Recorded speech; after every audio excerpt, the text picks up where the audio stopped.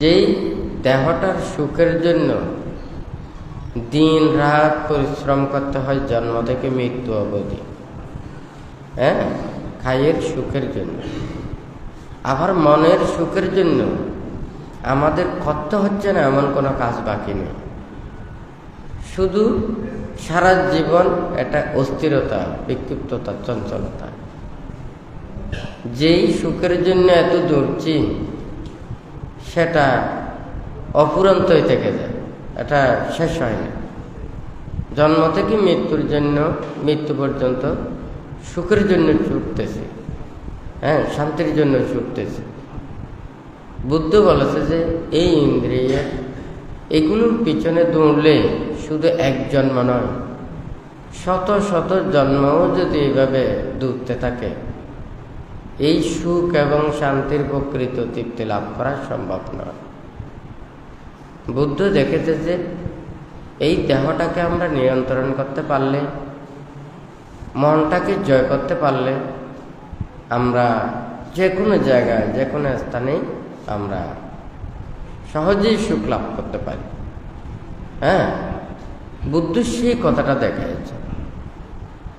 আমরা আমাদের সুখের জন্য কি কি প্রয়োজন হয়, টাকা পয়সা, ধন দৌলত, গাড়ি বাড়ি, কথা ঠিক নাকি বেঠিক? অথচ যেই সুখের জন্য এতগুলোর জন্য দৌড়তেছি, এগুলো রক্ষা করতে গিয়ে আমার যত সুখ সব হারাম হয়ে গেছে, হয় নাকি না? একটু করে এটার পরিহানি দেখলে খারাপ লাগে, এটা ভাঙলে খারাপ লাগে, এগুলো কেউ চিনিয়ে নিলে খারাপ লাগে, এগুলো নষ্ট হয়ে গেলে খারাপ লাগে, কথাটা ঠিক নাকি বেঠিক? অথচ যেই সুখের জন্য এতগুলো, এগুলোর রক্ষার জন্য চিন্তা করতেছি, এগুলোই আমাকে আরো বেশি উৎপীড়ন দিচ্ছে, কষ্ট দিচ্ছে, দুঃখ দিচ্ছে। অথচ দেখা যায় এগুলোকে লালন পালন করতে করতে করতে আমাদের দেহের একটুও নিস্তার নেই, শান্তি নেই, স্বস্তি নেই। বুদ্ধ আমাদেরকে সংক্ষিপ্তভাবে বলেছেন এই দেহটাকে রক্ষা করতে আমাদের কতটুকু প্রয়োজন, কতটুকু আমাদের হলে আমাদের এই মুক্তির এবং কর্মপথে করা যায়, তাহলে সেই প্রব্রজিত জীবন, ব্রহ্মচর্য জীবন সম্পর্কে বুদ্ধ বলেছেন। কিন্তু যারা দায়িত্ব উপাসক উপাসিকা, আপনাদেরকে জীবন চলার জন্য একটা জীবিকা লাগে। কেউ চাষবাস করেন, ক্ষেত খামারে কাজ করেন, কেউ চাকরি বাকরি করেন, কেউ ব্যবসা করেন। এই কর্ম করার জন্য বুদ্ধ মানা করে না, কারণ আমাদের মানুষের জীবন চলার কর্মপথে যে কোনো একটা কর্মপথ বেছে নিতে হয়। এটা শুধু জীবিকার জন্য কর্ম, জীবন অতিবাহিতের জন্য কর্ম। কিন্তু আমরা যতই কিছু এটা বড় করি না কেন, এটার কোনো শেষ নেই। তাহলে সুনির্দিষ্ট একটা সময় বেঁধে রেখে আমাদেরকে ঠিক টাইমগুলোকে মেনটেন করতে হবে। আমার সংসারের জন্য আমি এতটুকু চিন্তা করব, আত্মমুক্তির জন্য এতটুকু চিন্তা করব, এবং পরকালের জন্য আমি এতটুকু চিন্তা করব। এইভাবে আমাকে এটা ভাগ করে ফেলতে হবে। যে কোনো একজন মানুষ যদি কাজ করার আগে চিন্তা করে কাজ করে, অল্প সময়ে বেশি কাজ করতে পারে। আর যারা কোনো কিছু ওখানে শৃঙ্খলা থাকে না, তাদের সময়ও বেশি লাগে, কাজেরও এটা সুন্দর হয় না। মানুষের জীবনও কিন্তু আমাদেরকে এইভাবে গঠন করতে হয়। বুদ্ধ আমাদেরকে দিয়েছেন। আপনাদের গৃহীদের জীবন কর্মপথ এক ধরনের দিয়েছেন, আর যারা গৃহী সংসার পরিত্যাগ করে ব্রহ্মচর্য জীবনে আছেন, তাহাদেরকে আরেকটা কর্মপথ দিয়েছেন। কারণ একটা কর্মপথে ওখানে একজন অপরজনের সে কর্ম করতে পারে না। আপনার সংসারের মধ্যে যদি এগুলো চিন্তা না করেন, ওখানে কেউ ভালো বলবে না। আবার যদি এখানে ব্রহ্মচর্য জীবনে এসে আপনাদের মতো কর্ম করে, তখন এটাও শোভা পায় না। যেমন মনে করেন অলংকারগুলো যদি অলংকারের জায়গায় পরে দেখতে ভালো লাগে, কিন্তু সেগুলো যদি অমর্যাদাপূর্ণ ময়লা আবর্জনাপূর্ণ যদি রাখে এটা মানায় না। মাথায় টুপি পরে, তাহলে এই টুপিটা মনে করেন যদি কেউ যদি ওখানে মাথায় টুপি পরে, এটা নিম্নমানের হোক না কেন, সেটা কিন্তু মাথায় শোভা পায়, এখানে কিন্তু পায়ের নিতে শোভা পায় না। আর যদি যতই দামি জুতা হোক না কেন, এটা কিন্তু পায়েই শোভা পায়, এটা মাথার উপর শোভা পায় না। ঠিক আছে, মনে করেন খুব দামি জুতা, টাকা যেহেতু দামে বেশি সেজন্য আপনি মাথায় করে নিচ্ছেন, আপনাকে ওগুলো দেখলে খারাপ বলবে। যখন যেটা কাটে সেইভাবে নিজেদেরকে চলতে হয়। বুদ্ধ আমাদেরকে অনেক প্রকারে দিয়েছেন, আপনাদের কর্ম বেশি নয়, শুধু শৃঙ্খলায় চলতে হবে। এখানে ভাবনার সংখ্যাটা বেশি, ভাবার সংখ্যাটা বেশি। তো এখানে বুদ্ধ যেগুলো আপনাদেরকে দিয়েছেন, পঞ্চশীল অষ্টশীল প্রতিপালন করা, পঞ্চশীল প্রতিপালন করা, অষ্টশীল অষ্টমী, পূর্ণিমা, অমাবস্যা, যারা কেউ কেউ ত্রৈমাসিক বর্ষবাসের মধ্যে নিয়ে থাকে, আবার কেউ কেউ আছেন সারা বছরই এই অষ্টমী, পূর্ণিমা, অমাবস্যাতে নিয়ে থাকে। এইভাবে দেখা যায় ওখানে সারা বছরের মধ্যে যদি হয় তাহলে কয়বার হয়? বেশি হয় না। যদি মনে করেন পূর্ণিমা এবং অমাবস্যা হয় 12 দুগুণ 24টা, আর যদি মনে করেন অষ্টমী, পূর্ণিমা, অমাবস্যা যদি হয় তাহলে কত? 48টা হয়। আর শুধুমাত্র যারা ত্রৈমাসিক বর্ষবাসের সময় নেয় ওখানে মাত্র 13 দিন হয়। তাহলে এখানে পঞ্চশীল কিংবা অষ্টশীল প্রতিপালন করা, এটা হচ্ছে প্রথম কর্তব্য, যা যতটুকু পারে। দ্বিতীয় হচ্ছে যে বুদ্ধ ধর্ম ও সংঘের প্রতি শ্রদ্ধা, ভক্তি, বিশ্বাস রাখা। তো এই বুদ্ধ ধর্ম সংঘের প্রতি শ্রদ্ধা, ভক্তি, বিশ্বাস না থাকলে এখানে আর আপনার বৌদ্ধ হিসেবেও কোনো পরিচিতি নেই। নির্বাণ এবং মুক্তি লাভের জন্য যে একটা মনের মধ্যে চেতনা জাগ্রত হয়, এটাও আর জাগ্রত হবে না। শ্রদ্ধাটা মানুষের লাগে। যে কোনো একটা জিনিস হলে মানুষের রুচিবোধতা প্রয়োজন হয়। যতই ভালো কিছু রান্না করেছেন, কিন্তু এটা রুচি সম্মত যদি না হয় ওখানে খাওয়া যায় না।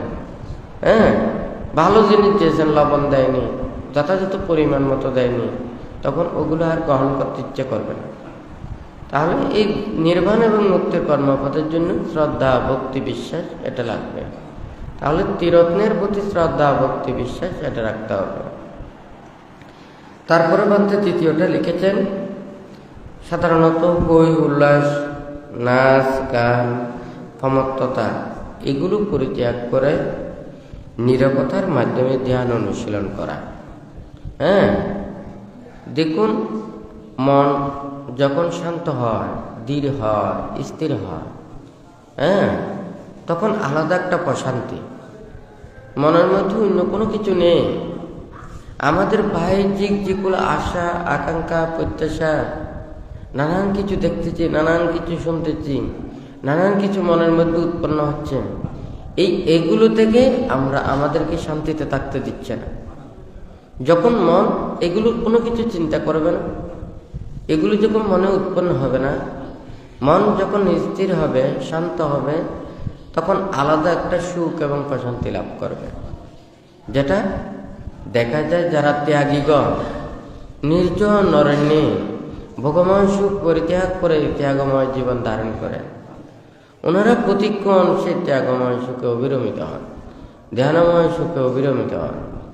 ঠিক তদ্রূপ যারা সংসারের মধ্যে অন্তর নানান প্রকারের রোগ, শোক, ভয়, উপদ্রব, অভাব, অনটন, এই নানান প্রকারের এগুলো যেগুলো উৎপন্ন হয়, এগুলো যখন মন থেকে কিছুক্ষণের মধ্যেও যদি সরে যায়, তখন মন স্থির হলে ওখানে শান্তি পায়, সুখ পায়।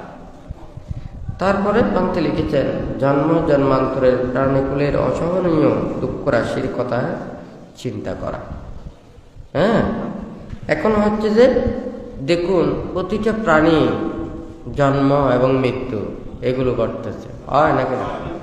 যতদিন পর্যন্ত নির্বাণ এবং মুক্তি সাক্ষাৎ না পাবে ততদিন পর্যন্ত পুনঃ পুনঃ জন্ম ধারণ করতে হবে, হয় নাকি না? এই কথা তো আপনারা সবাই বিশ্বাস করেন নাকি করেন না? আর যারা এটা যদি বিশ্বাস না করেন ওখানে বলে কোনো কিছু লাভ নেই। আপনি বিশ্বাস করলে, আচরণ করলে আপনি তত অনুযায়ী ফল পাবেন। আর বিশ্বাস না করলে, আচরণ না করলে ওনারেরও যে ধরনের ফল পাওয়ার কথা সেভাবে পাবেন। জমি আছে, যারা যেই মনের ইচ্ছা ওখানে চাষ করতে পারে, ভালো ফসল উৎকৃষ্ট মানের ওখানে যদি ফসল ফলায় তাহলে ভালো আয় উপার্জন করবে। আর যদি সেটা উৎকৃষ্ট মানের না হয়, পরিচর্যা যদি না করে, ওখানে ততটুকু পাওয়া সম্ভব নয়, হয় নাকি না? তাহলে সেটা হচ্ছে নিজের ব্যাপার। কেহ ভোগময় সুখে অবিরমিত থাকতে চায়, কেহ ত্যাগময় সুখে অবিরমিত থাকতে চায়। জন্ম জন্মান্তর হয়তো দেখা যাচ্ছে না, কিন্তু আমরা একটু চিন্তা করলে অনুভব করতে পারি। হ্যাঁ, কত এই কর্ম এবং কর্মফল সম্পর্কে ওখানে বুদ্ধ নানান প্রকারে দেশনায় বলেছেন। কতগুলো ছেলে আসে, তারা জন্ম থেকে তারা কত কষ্ট, রোগ, দুরারোগ্য ব্যাধিতে আক্রান্ত। আমরা সবাই বলি জন্ম যখন হয় তখন নিষ্পাপ শিশু, এটা বলি না? তাহলে সে তো নিষ্পাপ, কেন জন্ম থেকে এত কষ্ট পাচ্ছে, এত কেন দুঃখ পাচ্ছে? তার যেহেতু নিষ্পাপ বলে, কিন্তু তো বুদ্ধ বলেছেন যে হয়তো এই পৃথিবীতে যখন জন্ম নিয়েছে, জন্মের পর থেকে সে পাপ করে নাই, কিন্তু অতীত জন্মে সে পাপ করেছে। সেই কর্মের বিভাগ জন্ম থেকে তাহাকে ভোগ করতে হচ্ছে। কেহ অল্পায়ু, কেহ দীর্ঘায়ু, কেহ রোগী, কেহ নিরোগী, হয় নাকি না? কেউ শোকে ব্যতিব্যস্ত, কেউ শৌখিনভাবে জীবন অতিবাহিত করে। এগুলো সব কেহ সৎ মাতা পিতার পরিবার করে লাভ করে, আবার কেউ সৎ মাতা পিতাকে লাভ করতে পারে না। কেহ ধনী পরিবারে জন্মগ্রহণ করে, কেহ গরিব পরিবারে জন্মগ্রহণ করে, হয় নাকি না? কেহ জ্ঞানীদের সাক্ষাৎ পায়, কেহ জ্ঞানীদের সাক্ষাৎ পায় না। বুদ্ধ বলেছেন এগুলো সব কর্মের বিপাকের কারণে আমাদের এই গতিটাই হয়। এর কারণে আমরা এই বৈচিত্র্যগুলো দেখতে পাচ্ছি। তাহলে জন্ম থেকে মৃত্যু পর্যন্ত আমরা এভাবে কর্ম এবং কর্মের বিপাকগুলো দেখতে পাচ্ছি। আবার যদি লৌকিক দৃষ্টিতে আপনারা যদি দেখেন, আমরা কি মানসিক স্বস্তি শান্তি চাই, নাকি আমরা লৌকিক ভোগময় সুখ চাই? আমরা কি আমার নিজের মনের ইচ্ছার খোরাকটা পূরণ করতে চাই? হ্যাঁ, এখানে অনেক ধরনের তফাৎ আছে। আমি অন্যায় অপরাধ পাপ কর্ম যদি করতে চাই, আমার জীবন চলতে এত কষ্ট হবে না, ময়লা আবর্জনাপূর্ণ হয়ে যাবে। হ্যাঁ, তখন কিন্তু তাদের জীবনযাত্রা এমনি সুখকর মনে করলেও এই পাপ এবং অন্যায় কর্মের কারণে তাহাকে কিন্তু এই কর্মের ফলটা ভোগ করে যেতে হবে। এই পৃথিবীতে যারা অন্যায় এবং পাপকর্ম করে, তাহাদেরকে যদি তারা জীবদ্দশায়ও যদি দেখতে না পায়, মৃত্যুর পরে তাহাদেরকে কর্মফল ভোগ করতে হয়। সেই জন্য ওখানে স্বর্গ নরকের কথা বলেন, তারপরে ওখানে বেহেশত দোজখের কথা বলেন। হ্যাঁ, কারণ এটা বলতে হয়, কারণ এটা না বললে এই পৃথিবীতে কোনো মানুষ খারাপ কর্ম পরিত্যাগ করে ভালো কর্ম করার জন্য চিন্তা করবে না।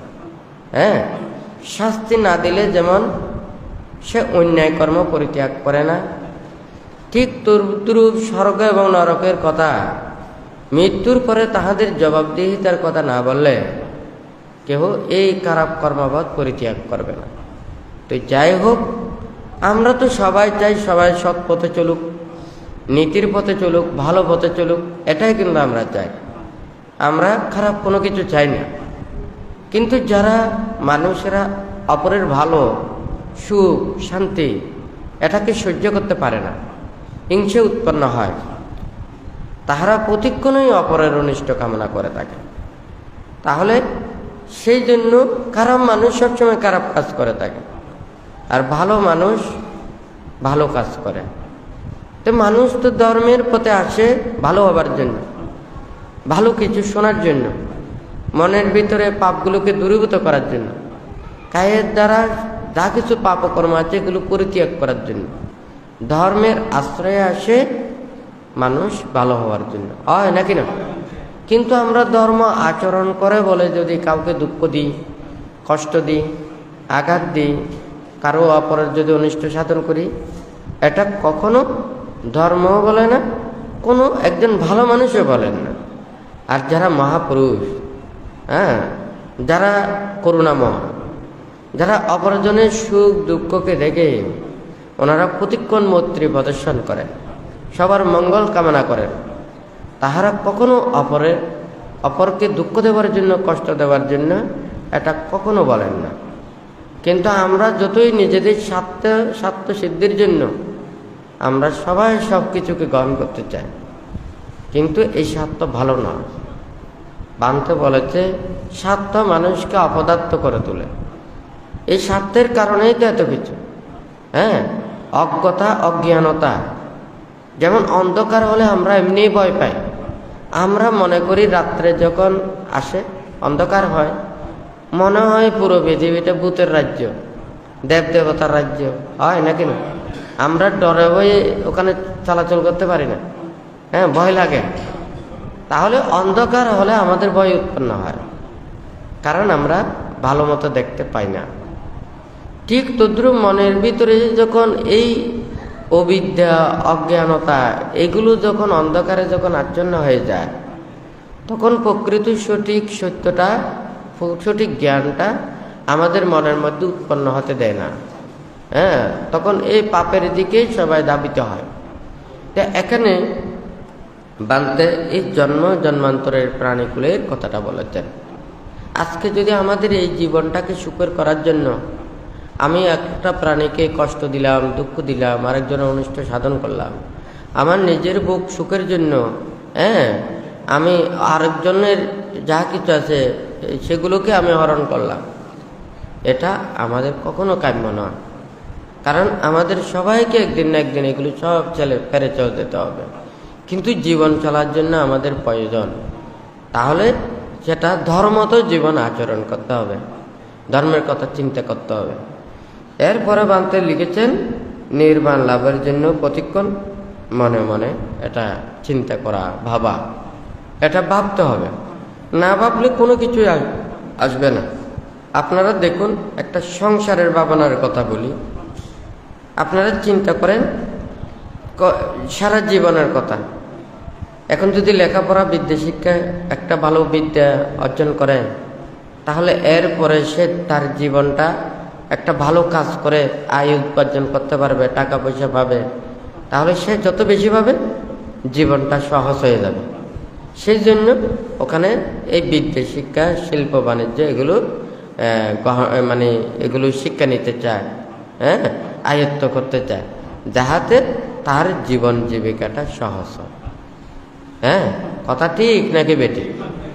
ওখানে জীবন জীবিকার জন্য এই যেমন কর্মপদ, এটা আপনারা চিন্তা করে থাকেন, কিন্তু কার জীবন কখন থেমে যাবে এটা কেউ জানে না। মানুষের আশা আকাঙ্ক্ষা অনেক কিছু থাকে, কিন্তু কার আশা আকাঙ্ক্ষা কতক্ষণ কতটুকু পূর্ণ হবে এটা কিন্তু কেউ জানে না। তবুও আমরা আশা করে থাকি, হয় নাকি? তো এখানে কিন্তু কোনো মানুষ এটাকে খারাপ বলে না। নিজের জীবন চলার জন্য একটা সামনে একটা লক্ষ্য, উদ্দেশ্য এবং এটা নিতে হয়।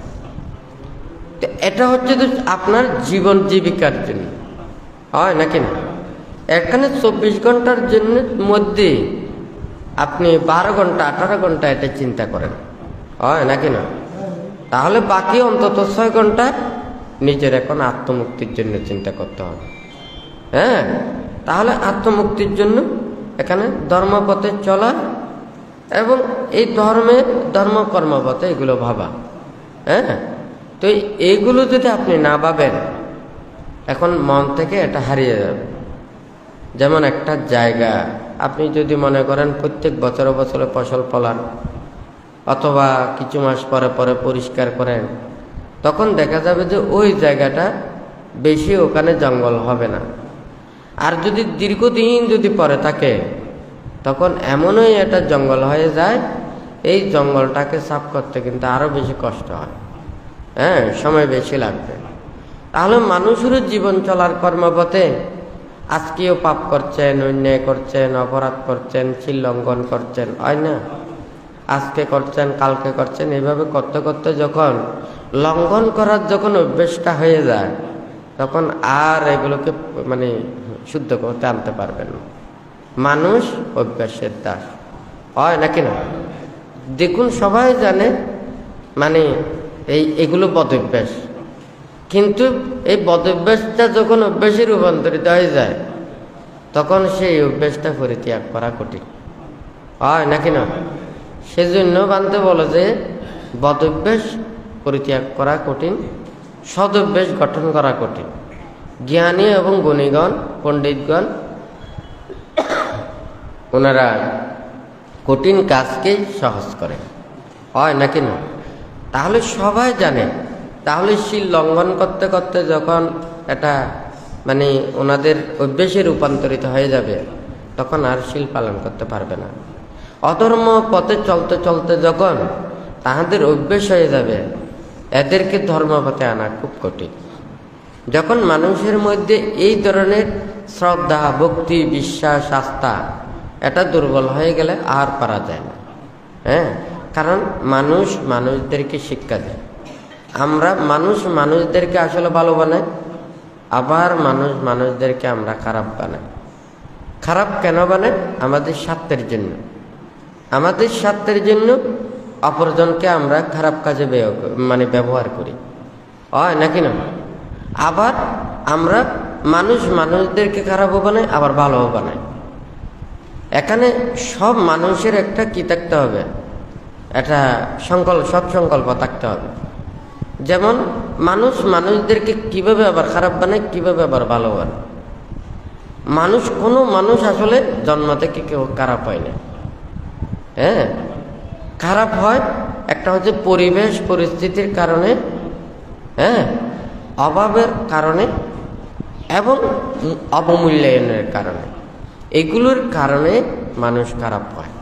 কিন্তু কোনো মানুষ আসলে খারাপ হতে চায় না। কেহ আছে সে ভালো হতে চায়, কিন্তু তাকে পরিস্থিতি বাধ্য করেছে, পরিবেশে বাধ্য করেছে। বলে তো আপনি যখন ওখানে বাপের বাড়িতে ছিলেন আপনি তো খারাপ ছিলেন না, কেন আপনি খারাপ হয়েছে? হয়তো পরিবেশে, সমাজে আমি ভালো পথে চললে এখানে আমাকে সবাই ওখানে অত্যাচার করবে, অনাচার করবে, সেই জন্য আমাকে খারাপ হতে হয়েছে। দেখুন আমরা তো কেউ আসলে খারাপ হতে চাই না। তাহলে পরিবেশ এবং পরিস্থিতি মানুষ কিভাবে একটা খারাপ পথে ওখানে পরিচালিত হয়? বুদ্ধ সেই জন্য বলেছে যে অজ্ঞানীদের সাথে বসবাস না করে নির্জন অরণ্যে একাকী ওখানে বিচরণ করা ভালো, সেই কথাটা বলেছেন। কিন্তু আমরা তো সবাই তো পারি না, একটা সমাজবদ্ধ জীব। সমাজ যাই বলে তাই সবাইকে শুনতে হয়। তাহলে তাই বলে সবাই খারাপ, সবাই দুশীল, পাপী, তাহলে আমিও কি খারাপ পথে চলবো? জ্ঞানী মানুষ, সৎ মানুষ কোনোদিন এটাই করতে পারে না, এটা চিন্তা করে না। ওনারা চিন্তা করবেন প্রত্যেকে যার যার কর্মাধীন, নিজের আত্মমুক্তির জন্য নিজেকে প্রচেষ্টা চালাতে হবে। কেউ কাউকে ওখানে মুক্তিও দিতে পারবে না, কেউ কাউকে ওখানে নরকেও নিতে পারবে না। তবে আরেকজন সহযোগিতা করতে পারে, সে ভালো পথেই সহযোগিতা করতে পারে, খারাপ পথেও পরিচালিত করতে পারে। কিন্তু আমাদের নিজেরও তো একটা ব্যক্তি স্বাধীনতা আছে, আমি কি ভালো হতে চাই নাকি খারাপ হতে চাই? তাহলে আমার যদি বিবেক থাকে, সৎজ্ঞান থাকে, আমি ভালো কর্মপথটাই বেছে নেব। সে কখনো খারাপ কর্মপথের দিকে ধাবিত হবে না। আজকে বানতে বেশি কোনো কিছু বলছে না, কারণ এই বিষয়টা আমাদের চিন্তা করতে হবে। আমি কি নির্বাণ মুক্তি চাই? আমি কি আসলে ভালো পথে আসতে চাই নাকি খারাপ হতে চাই? হ্যাঁ, কেউ খারাপ হতে চায় না, কিন্তু অজ্ঞতার কারণে, অজ্ঞানতার কারণে, কুসঙ্গের কারণে মানুষ খারাপ হয়ে যায়। সবাই দেখুন, সৎ সঙ্গে স্বর্গবাস, অসৎ সঙ্গে সর্বনাশ বলে কথাটা সত্য। হ্যাঁ, ভালো মানুষের সাথে মিশলে খারাপ মানুষও আস্তে আস্তে ভালো হয়ে যায়। আর যদি খারাপ মানুষের সাথে মিশে, ভালো মানুষও ওখানে খারাপ হয়ে যায়। হ্যাঁ, ওখানে মানে ওই অশুদ্ধ জিনিসের সাথে শুদ্ধ জিলে কোনোদিন যে এটা শুদ্ধ হয়ে যাবে এ ধরনের কোনো কথা নেই।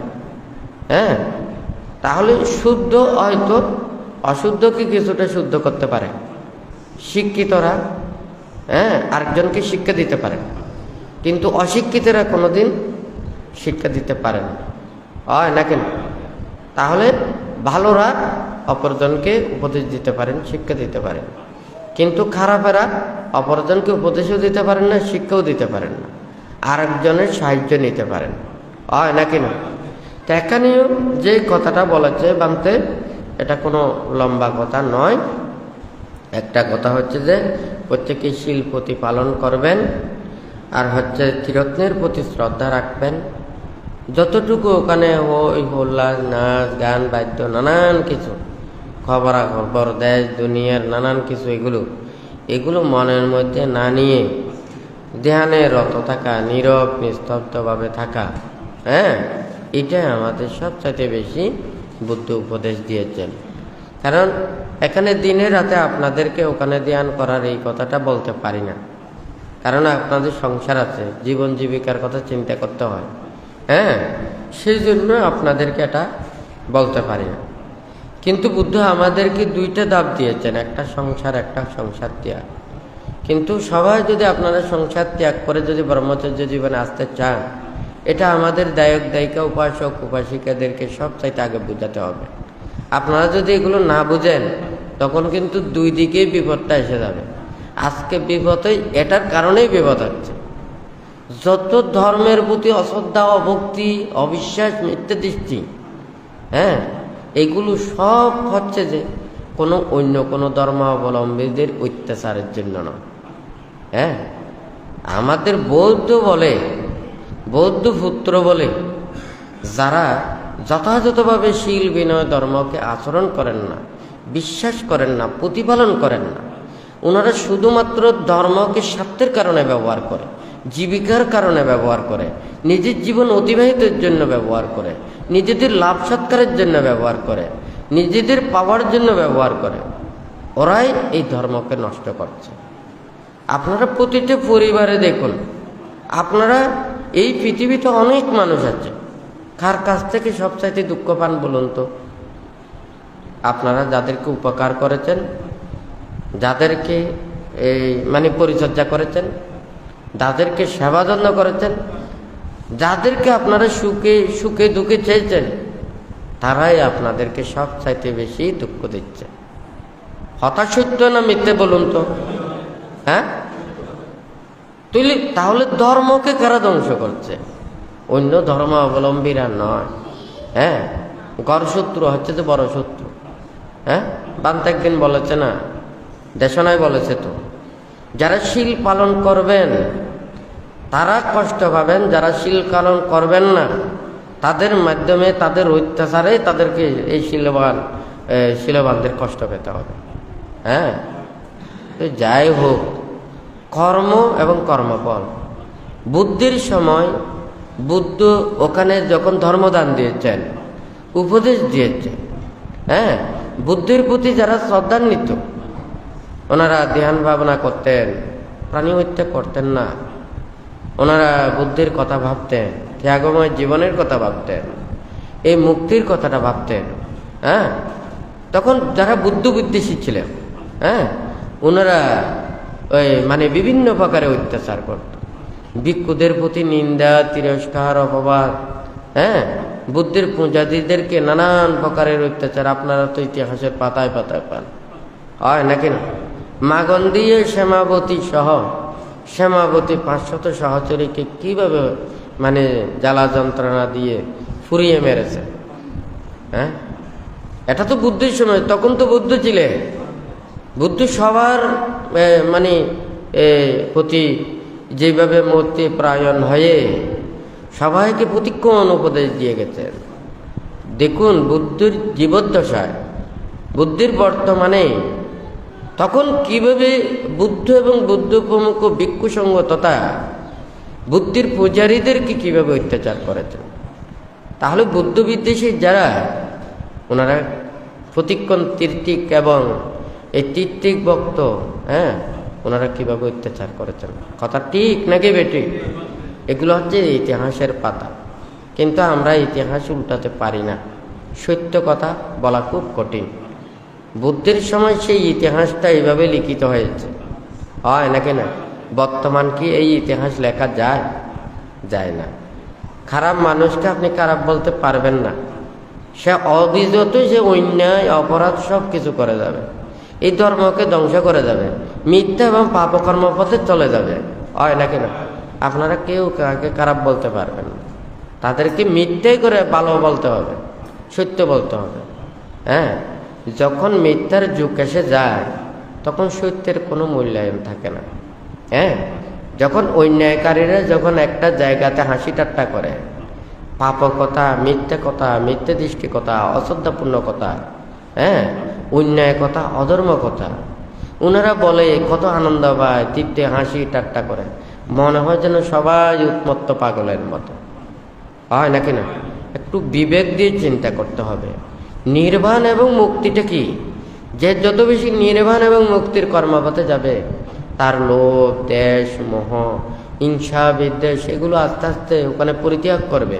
সে শান্ত হবে, সে ক্ষমাশীল হবে, মৈত্রীপরায়ণ হবে, সে ভালো হবে, সে অন্যায় করবে না, অপরাধ করবে না, আরেকজনের হিংসে চিন্তা করবে না। আমরা বলি বৌদ্ধ ধর্ম অহিংসার ধর্ম। হ্যাঁ, নীতি কথা বলতে সবাই পারে, কিন্তু আসলে মানতে পারেন না। হ্যাঁ, ভালো কথা সবাই বলতে পারে, কিন্তু নিজের জীবনে আচরণের মধ্যে প্রতিষ্ঠিত করতে পারেন না। তো এই যাই হোক, ভাবতে চাই আমরা সবাই ভালো চাই, খারাপ চাই না। কেউ ভুল করলে, অন্যায় করলে, অপরাধ করলে, যে অন্যায় কিংবা অপরাধ করে সেটা বুদ্ধর কাছে যদি সে স্বীকার করে, নিজে যদি স্বীকার করে, পাপ পরিত্যাগের জন্য যদি সংকল্প করে, তাহলে হয়তো কিছুটা হলেও রেহাই পাবে। কিন্তু যারা অন্যায়, অপরাধ, পাপ, মিথ্যা কর্মপথে চলে, তারা যদি আত্মহংকার করে, যদি সেই দিকে যদি ধাবিত হয়, তাহলে দিন দিন সেই অবিচি নরকের দিকে যাওয়া ছাড়া আর কোনো কিছু থাকবে না। হ্যাঁ, অহংকার পতনের মূল। অহংকার করা ভালো না। হ্যাঁ, আমি শীলবান, তাও আমার বলা ঠিক নয়। আমি জ্ঞানী, সেই জ্ঞানীটাও বলা ঠিক নয়। হ্যাঁ, আমি প্রজ্ঞাবান, এটা বলাটাও আমাদের ঠিক না। কিন্তু আমাদের অহংকার আছে। বাদ কিছুদিন আগে বলেছেন না, আপনাদের কি আছে? আমাদের বুদ্ধ আছে, আমাদের ধর্ম আছে, আমাদের সঙ্গ আছে, হ্যাঁ, আমাদের শীল আছে। হ্যাঁ, এই অহংকার করলে এগুলো কারো কোনো খারাপ হয় না। এটা আমাদের সচেতনতা থাকা। বুদ্ধ আমাদেরকে বলেছেন, কোনো একজন সব্রহ্মচারী যদি জিজ্ঞাসা করে, তোমার শীল আছে কিনা, তোমার সমাধি আছে কিনা, তোমার প্রজ্ঞা আছে কিনা, তোমার অবিরত তুমি উদ্যোগকে ধাবিত হচ্ছ কিনা, যদি জিজ্ঞাসা করে, তোমাকে যাতে অধোমুখী হতে না হয়। হ্যাঁ, আমি লঙ্ঘন করছি, আমি লাভ করি নাই, আমি এগুলো পথে চলি নাই, এইভাবে যাতে আমাকে মানে অধোমুখী যাতে হতে না হয়। অর্থাৎ আমি শীল পালন করতেছি, ধ্যান করতেছি, ভাবনা করতেছি, মুক্তির জন্য প্রচেষ্টা চালাচ্ছি, ত্যাগ অনুশীলন করছি, হয় নাকি না? এটা আমাদেরকে এইভাবে দিয়েছেন। যাই হোক, আজকে আপনারা যারা সমবেত হয়েছেন, আপনারা বুদ্ধের কথাগুলো ভাববেন, ধর্মের কথাগুলো ভাববেন, শীল প্রতিপালন করবেন। যত আপনারা ভাববেন, তত বেশি ধর্মের প্রতি শ্রদ্ধা, ভক্তি, বিশ্বাসটা উৎপন্ন হবে। আবার যদি মনে করেন এটা যদি না ভাবেন, আপনারা যদি বলেন যে না, আমি তো ধর্ম কাজ করতেছি, পুণ্য কাজ করতেছি, কিন্তু এগুলো না ভাবলে মনটা শান্ত হবে না। তো যাই হোক, আজকে যারা আপনারা সমবেত হয়েছেন, আপনাদের প্রত্যেকের প্রতি পুনঃ আশীর্বাদ জানিয়ে বান্তের সংক্ষিপ্ত উপদেশ এখানেই পরিসমাপ্ত করছি।